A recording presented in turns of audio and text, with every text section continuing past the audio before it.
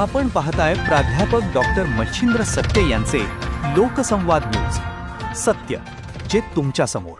लहुजी शक्ती सेनेचे महाराष्ट्र प्रदेश अध्यक्ष कैलासदादा खंदारे यांच्यावर पहाटे 5 वाजता 2 अज्ञात व्यक्तींनी बाईकवरून येऊन पाठीमागून लाकडी दांडक्याने मारहाण केली आणि अंधाराचा फायदा घेऊन हल्लेखोर पळून गेले. अचानकपणे पाठीमागून मानेच्या खाली झालेल्या आघाताने कैलास खंदारे एकदम गोंधळून गेले.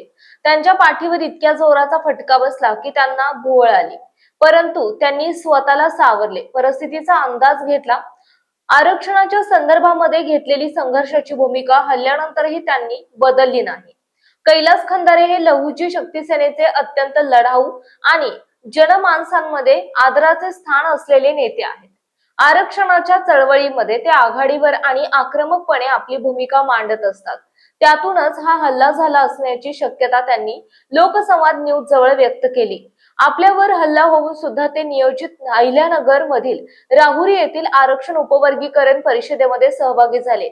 चिखलीतील त्यांच्या कार्यकर्त्यांनी पोलीस स्टेशनला या हल्ल्याबाबतची तक्रार दिली असून बुलढाणा जिल्ह्याचे पोलीस अधीक्षक कार्यालयातून आणि चिखली पोलीस स्टेशन मधून हल्लेखोरांचा शोध घेतला जात आहे. सदरची घटना पहाटे 5 वाजता घडली असली तरी बाईकवरून आलेले हल्लेखोर सीसीटीव्ही कॅमेऱ्यामध्ये कैद झालेत.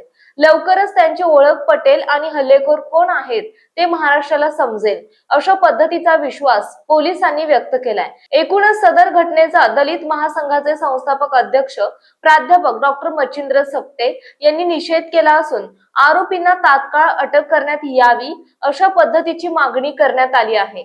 अशा पद्धतीचे कितीही हल्ले झाले तरी आरक्षण उपवर्गीकरणाची चळवळ आणखी तीव्र करण्याच्या संदर्भात प्राध्यापक डॉक्टर मच्छिंद्र सक्ते यांनी महाराष्ट्रातील मातंग समाजाला आवाहन केलं आहे. जय भारत, जय महाराष्ट्र. पाहत रहा लोकसंवाद न्यूज.